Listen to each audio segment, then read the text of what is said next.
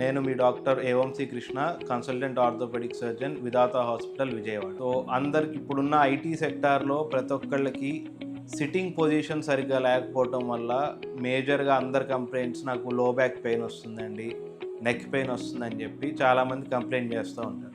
So sitting position ఎలా ఉండాలి? So చాలామందికి సిట్టింగ్ పోస్చర్ మార్చుకోండి, సిట్టింగ్ పోస్చర్ మార్చుకోండి అని చెప్తూ ఉంటాం. కానీ వాళ్ళకి ఏంటంటే సిట్టింగ్ పోస్చర్ ఎలా కూర్చోవాలి ఏంటి అనేది చాలామందికి ఐడియా ఉంది. సో సిట్టింగ్ పోస్చర్లో మేము ఎప్పుడు 5 పాయింట్స్ తీసుకుంటామండి. మన ఇయర్స్, షోల్డర్స్, హిప్ జాయింట్స్, నీ joints and ankle joints.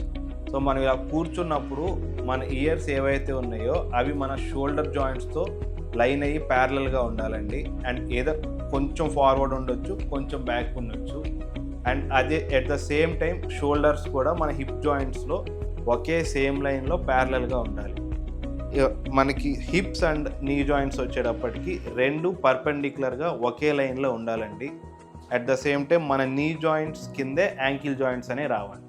So క్లియర్గా చెప్పాలంటే మన ట్రంక్ ఇలా స్ట్రైట్గా ఉండాలండి. ఇలా ముందుకి కూర్చోకూడదు, మరీ వెనక్కి కూర్చోకూడదు. అండ్ నెక్ అనేది ఇలా ముందుకి పెట్టుకోకూడదు, మరీ వెనక్కి పెట్టకూడదు. సో ఈ 5 మన ear, shoulder, hips and knees and ankles ఇవన్నీ వాటికి తగ్గట్టు రెస్పెక్టివ్ పొజిషన్లో ఒకే లైన్లో ఉండేలా చూసుకుంటే మీ బాడీలో మజిల్స్ మీద ఎక్కడ ఎక్స్ట్రా స్ట్రెయిన్ పడకుండా ఉంటుందండి. Thank you.